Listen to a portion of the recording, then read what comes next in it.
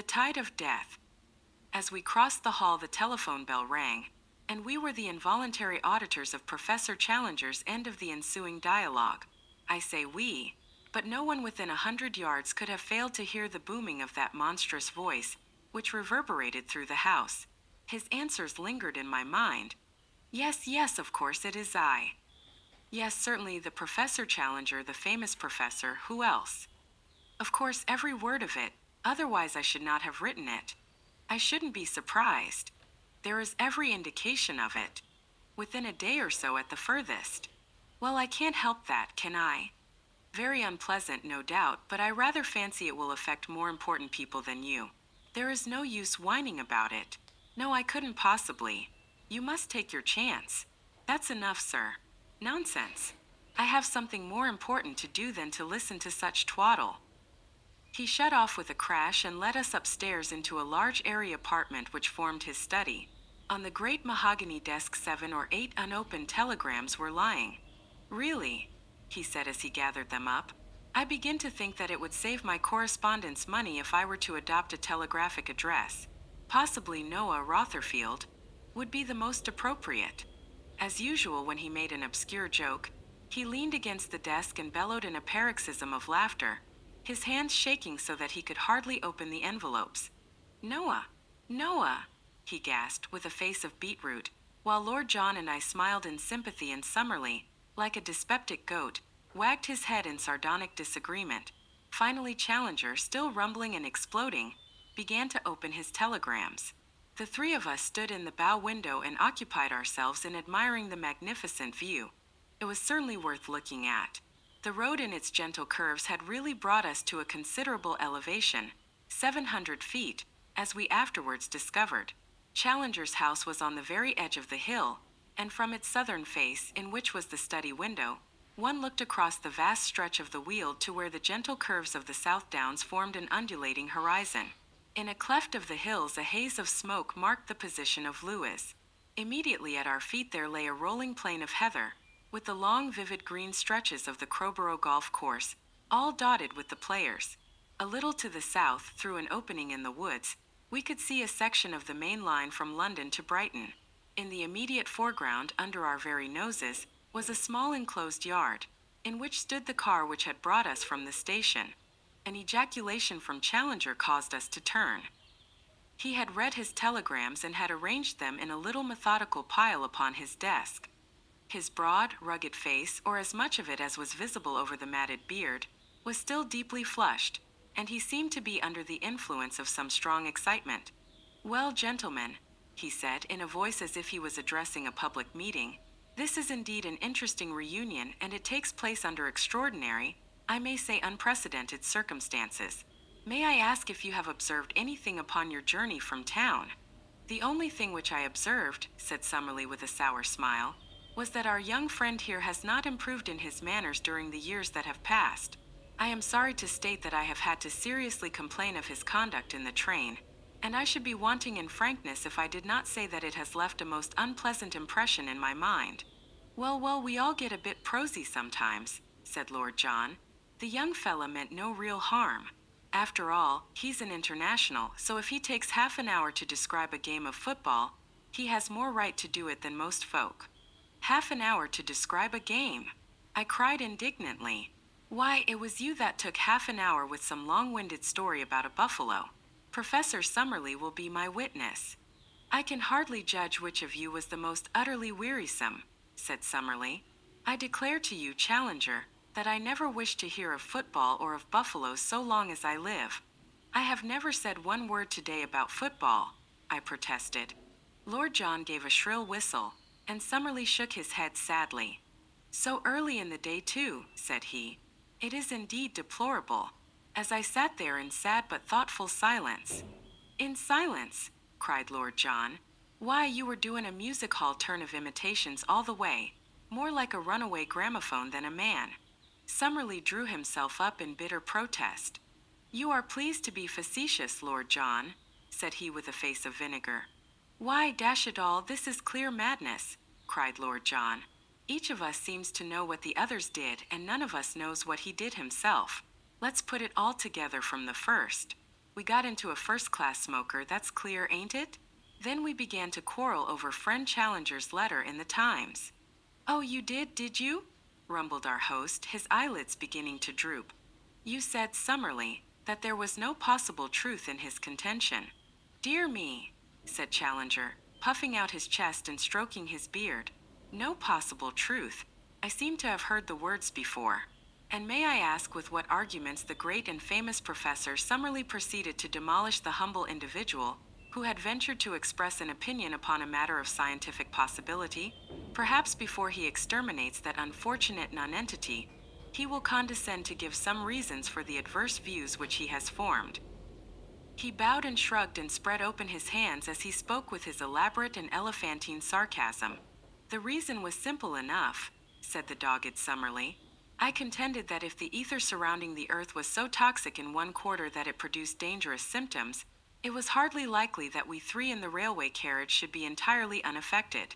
The explanation only brought uproarious merriment from Challenger. He laughed until everything in the room seemed to rattle and quiver. Our worthy Summerlee is, not for the first time, somewhat out of touch with the facts of the situation, said he at last, mopping his heated brow. Now, gentlemen, I cannot make my point better than by detailing to you what I have myself done this morning. You will the more easily condone any mental aberration upon your own part when you realize that even I have had moments when my balance has been disturbed.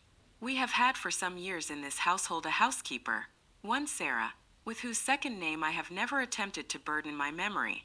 She is a woman of a severe and forbidding aspect, prim and demure in her bearing, very impassive in her nature, and never known within our experience to show signs of any emotion. As I sat alone at my breakfast, Mrs. Challenger is in the habit of keeping her room of a morning. It suddenly entered my head that it would be entertaining and instructive to see whether I could find any limits to this woman's imperturbability. I devised a simple but effective experiment. Having upset a small vase of flowers which stood in the center of the cloth, I rang the bell and slipped under the table. She entered and, seeing the room empty, imagined that I had withdrawn to the study. As I had expected, she approached and leaned over the table to replace the vase. I had a vision of a cotton stocking and an elastic-sided boot. Protruding my head, I sank my teeth into the calf of her leg. The experiment was successful beyond belief. For some moments she stood paralyzed, staring down at my head. Then with a shriek she tore herself free and rushed from the room. I pursued her with some thoughts of an explanation, but she flew down the drive, and some minutes afterwards I was able to pick her out with my field glasses traveling very rapidly in a southwesterly direction. I tell you the anecdote for what it is worth. I drop it into your brains and await its germination. Is it illuminative? Has it conveyed anything to your minds? What do you think of it, Lord John? Lord John shook his head gravely. You'll be getting into serious trouble some of these days if you don't put a brake on, said he. Perhaps you have some observation to make, Summerlee?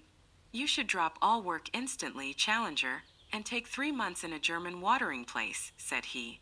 Profound, profound, cried Challenger.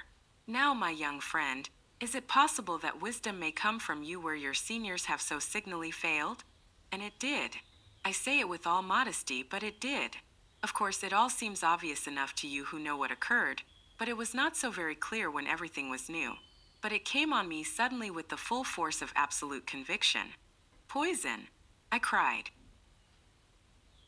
Then, even as I said the word, my mind flashed back over the whole morning's experiences, past Lord John with his buffalo, past my own hysterical tears, past the outrageous conduct of Professor Summerlee, to the queer happenings in London, the row in the park, the driving of the chauffeur, the quarrel at the oxygen warehouse. Everything fitted suddenly into its place. Of course, I cried again.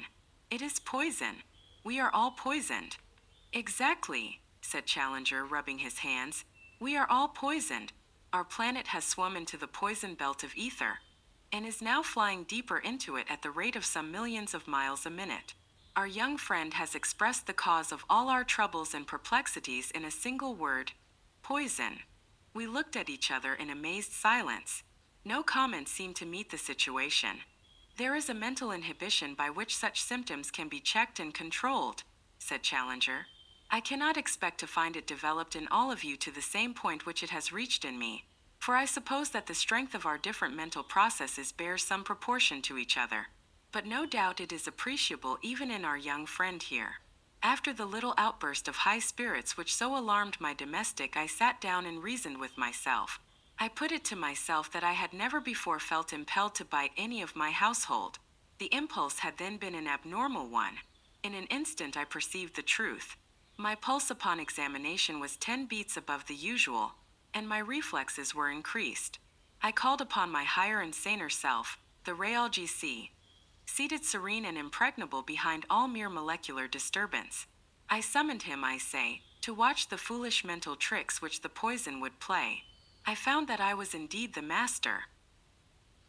I could recognize and control a disordered mind. It was a remarkable exhibition of the victory of mind over matter, for it was a victory over that particular form of matter which is most intimately connected with mind. I might almost say that mind was at fault and that personality controlled it. Thus, when my wife came downstairs and I was impelled to slip behind the door and alarm her by some wild cry as she entered, I was able to stifle the impulse and to greet her with dignity and restraint. An overpowering desire to quack like a duck was met and mastered in the same fashion. Later, when I descended to order the car and found Austin bending over it absorbed in repairs, I controlled my open hand even after I had lifted it and refrained from giving him an experience which would possibly have caused him to follow in the steps of the housekeeper. On the contrary, I touched him on the shoulder and ordered the car to be at the door in time to meet your train. At the present instant I am most forcibly tempted to take Professor Summerlee by that silly old beard of his, and to shake his head violently backwards and forwards. And yet, as you see, I am perfectly restrained. Let me commend my example to you. I'll look out for that buffalo, said Lord John, and I for the football match. It may be that you are right, Challenger, said Summerlee in a chastened voice. I am willing to admit that my turn of mind is critical rather than constructive, and that I am not a ready convert to any new theory, especially when it happens to be so unusual and fantastic as this one. However, as I cast my mind back over the events of the morning, and as I reconsider the fatuous conduct of my companions, I find it easy to believe that some poison of an exciting kind was responsible for their symptoms. Challenger slapped his colleague good-humoredly upon the shoulder. We progress, said he. Decidedly we progress. And pray, sir, asked Summerlee humbly, what is your opinion as to the present outlook? With your permission, I will say a few words upon that subject. He seated himself upon his desk, his short, stumpy legs swinging in front of him. We are assisting at a tremendous and awful function. It is, in my opinion, the end of the world. The end of the world. Our eyes turned to the great bow window and we looked out at the summer beauty of the countryside, the long slopes of heather, the great country houses, the cozy farms, the pleasure seekers upon the links. The end of the world. One had often heard the words, but the idea that they could ever have an immediate practical significance, that it should not be at some vague date, but now today that was a tremendous, a staggering thought. We were all struck solemn and waited in silence for Challenger to continue. His overpowering presence and appearance lent such force to the solemnity of his words that for a moment all the crudities and absurdities of the man vanished, and he loomed before us as something majestic and beyond the range of ordinary humanity. Then, to me at least, there came back the cheering recollection of how twice since we had entered the room he had roared with laughter. Surely, I thought, there are limits to mental detachment. The crisis cannot be so great or so pressing after all. You will conceive a bunch of grapes, said he, which are covered by some infinitesimal but noxious bacillus.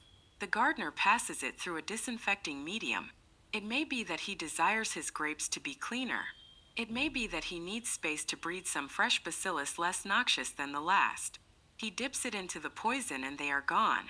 Our gardener is, in my opinion, about to dip the solar system, and the human bacillus, the little mortal vibrio which twisted and wriggled upon the outer rind of the earth, will in an instant be sterilized out of existence.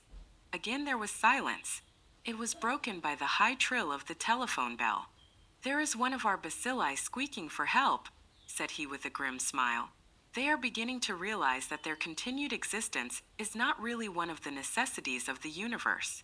He was gone from the room for a minute or two. I remember that none of us spoke in his absence. The situation seemed beyond all words or comments.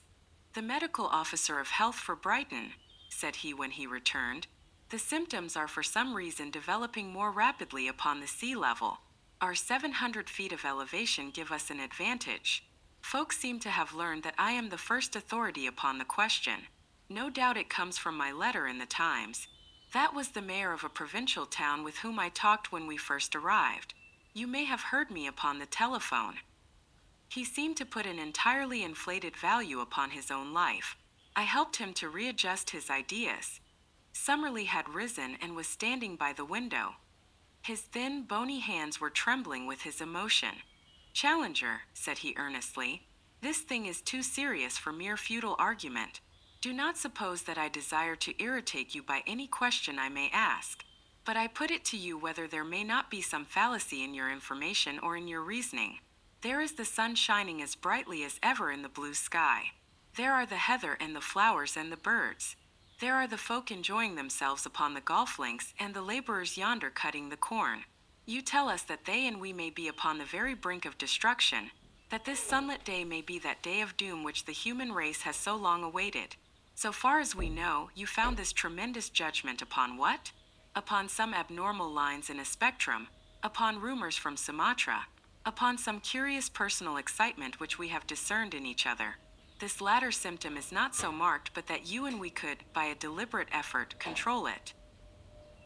You need not stand on ceremony with us, Challenger. We have all faced death together before now. Speak out and let us know exactly where we stand, and what, in your opinion, are our prospects for our future. It was a brave, good speech, a speech from that stanch and strong spirit which lay behind all the acidities and angularities of the old zoologist. Lord John rose and shook him by the hand. My sentiment to a tick, said he. Now, Challenger, it's up to you to tell us where we are. We ain't nervous folk, as you know well, but when it comes to making a weekend visit and finding you've run full but into the day of judgment, it wants a bit of explainin'. What's the danger, and how much of it is there, and what are we going to do to meet it? He stood, tall and strong, in the sunshine at the window, with his brown hand upon the shoulder of Summerlee. I was lying back in an armchair, an extinguished cigarette between my lips, in that sort of half-dazed state in which impressions become exceedingly distinct. It may have been a new phase of the poisoning, but the delirious promptings had all passed away and were succeeded by an exceedingly languid and, at the same time, perceptive state of mind. I was a spectator. It did not seem to be any personal concern of mine. But here were three strong men at a great crisis, and it was fascinating to observe them. Challenger bent his heavy brows and stroked his beard before he answered. One could see that he was very carefully weighing his words. What was the last news when you left London? He asked. I was at the Gazette office about 10, said I. There was a Reuter just come in from Singapore to the effect that the sickness seemed to be universal in Sumatra, and that the lighthouses had not been lit in consequence. Events have been moving somewhat rapidly since then, said Challenger, picking up his pile of telegrams. I am in close touch both with the authorities and with the press, so that news is converging upon me from all parts. There is, in fact, a general and very insistent demand that I should come to London, but I see no good end to be served. From the accounts, the poisonous effect begins with mental excitement. The rioting in Paris this morning is said to have been very violent, and the Welsh colliers are in a state of uproar.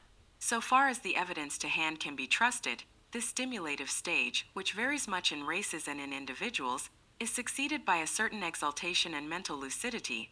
I seem to discern some signs of it in our young friend here, which, after an appreciable interval, turns to coma, deepening rapidly into death. I fancy, so far as my toxicology carries me, that there are some vegetable nerve poisons. Datura, suggested Summerlee. Excellent, cried Challenger. It would make for scientific precision if we named our toxic agent. Let it be daturin. To you, my dear Summerlee, belongs the honor, posthumous, alas, but none the less unique, of having given a name to the universal destroyer, the great gardener's disinfectant. The symptoms of daturin, then, may be taken to be such as I indicate. That it will involve the whole world and that no life can possibly remain behind seems to me to be certain, since ether is a universal medium. Up to now it has been capricious in the places which it has attacked, but the difference is only a matter of a few hours, and it is like an advancing tide which covers one strip of sand and then another, running hither and thither in irregular streams, until at last it has submerged it all. There are laws at work in connection with the action and distribution of daturon which would have been of deep interest had the time at our disposal permitted us to study them. So far as I can trace them, here he glanced over his telegrams, the less developed races have been the first to respond to its influence. There are deplorable accounts from Africa, and the Australian Aborigines appear to have been already exterminated. The northern races have as yet shown greater resisting power than the southern. This, you see, is dated from Marseilles at 9:45 this morning. I give it to you verbatim. All-night delirious excitement throughout Provence. Tumult of vine growers at Nîmes. Socialistic upheaval at Toulon.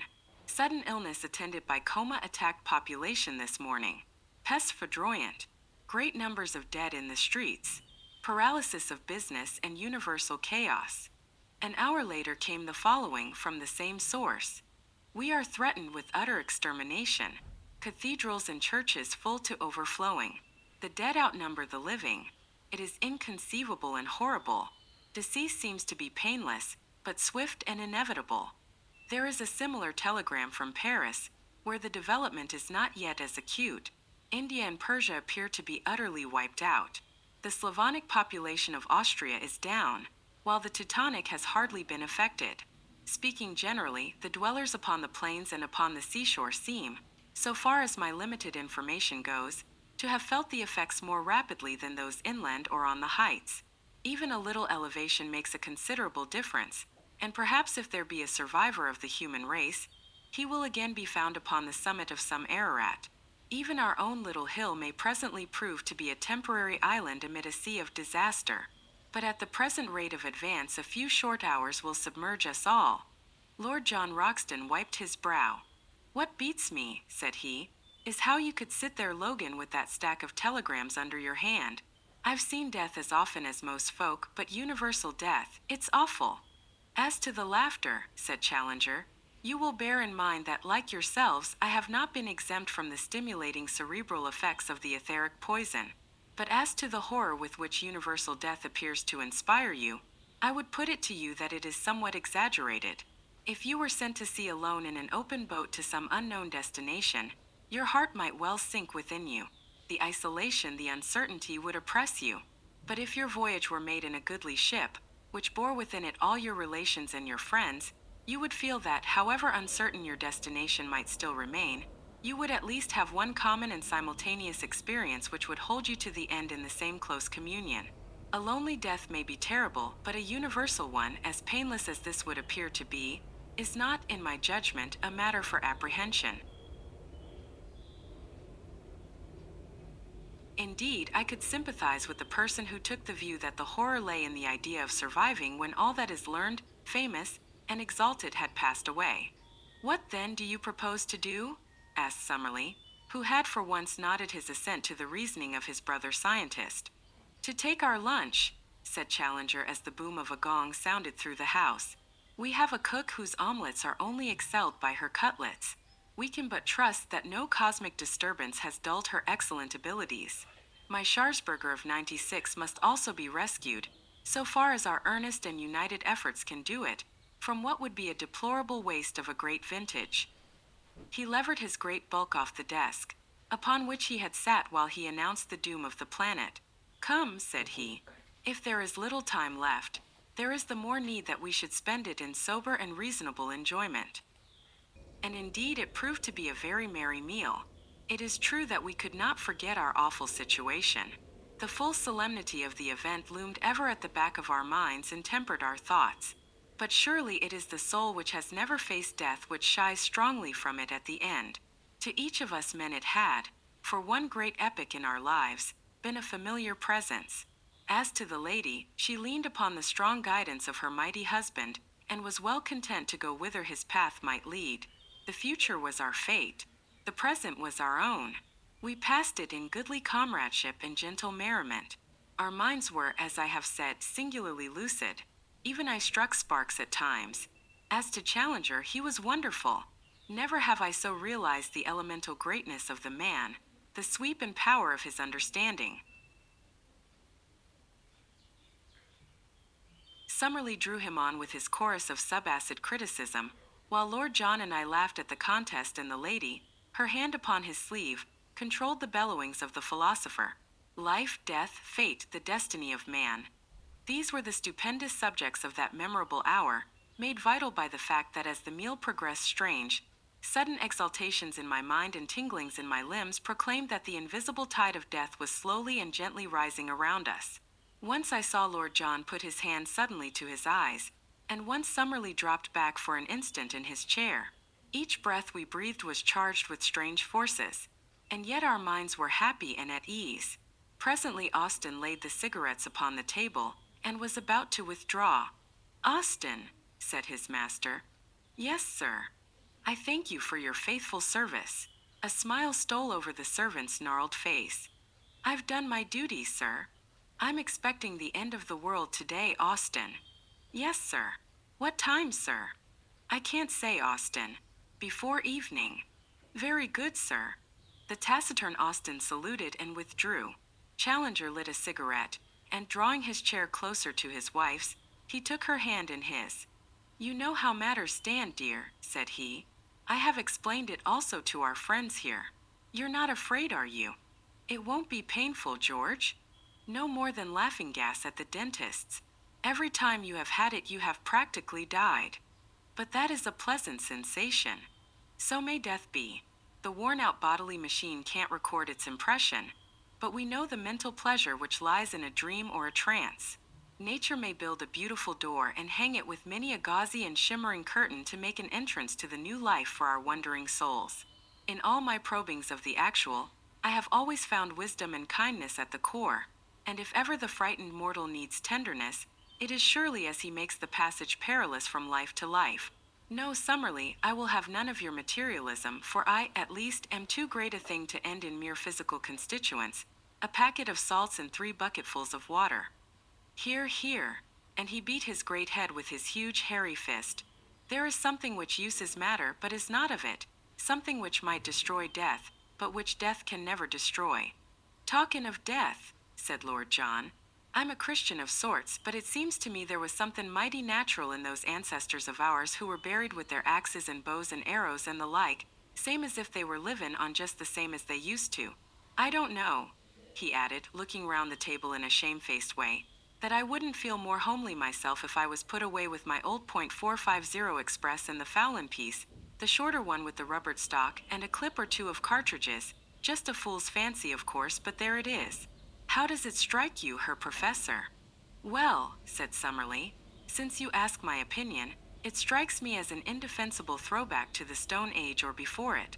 I'm of the 20th century myself, and would wish to die like a reasonable civilized man. I don't know that I am more afraid of death than the rest of you, for I am an oldish man, and come what may, I can't have very much longer to live, but it is all against my nature to sit waiting without a struggle like a sheep for the butcher. Is it quite certain, Challenger, that there is nothing we can do?" "To save us, nothing," said Challenger. "To prolong our lives a few hours and thus to see the evolution of this mighty tragedy before we are actually involved in it, that may prove to be within my powers. I have taken certain steps." "The oxygen?" "Exactly. The oxygen. But what can oxygen effect in the face of a poisoning of the ether? There is not a greater difference in quality between a brickbat and a gas than there is between oxygen and ether. They are different planes of matter. They cannot impinge upon one another. Come, Challenger, you could not defend such a proposition." "My good Summerlee, this etheric poison is most certainly influenced by material agents. We see it in the methods and distribution of the outbreak. We should not a priori have expected it, but it is undoubtedly a fact. Hence I am strongly of opinion that a gas like oxygen, which increases the vitality and the resisting power of the body, would be extremely likely to delay the action of what you have so happily named the datrin. It may be that I am mistaken, but I have every confidence in the correctness of my reasoning." "Well," said Lord John, "if we've got to sit sucking at those tubes like so many babies with their bottles, I'm not talking any." "There will be no need for that," Challenger answered. "We have made arrangements. It is to my wife that you chiefly owe it. that her boudoir shall be made as airtight as is practicable, with matting and varnished paper. Good heavens, Challenger, you don't suppose you can keep out ether with varnished paper? Really, my worthy friend, you are a trifle perverse in missing the point. It is not to keep out the ether that we have gone to such trouble. It is to keep in the oxygen. I trust that if we can ensure an atmosphere hyperoxygenated to a certain point, we may be able to retain our senses. I had 2 tubes of the gas and you have brought me 3 more. It is not much, but it is something. How long will they last? I have not an idea. We will not turn them on until our symptoms become unbearable. Then we shall dole the gas out as it is urgently needed. It may give us some hours, possibly even some days, on which we may look out upon a blasted world. Our own fate is delayed to that extent, and we will have the very singular experience, we 5, of being, in all probability, the absolute rear guard of the human race upon its march into the unknown. Perhaps you will be kind enough now to give me a hand with the cylinders. It seems to me that the atmosphere already grows somewhat more oppressive.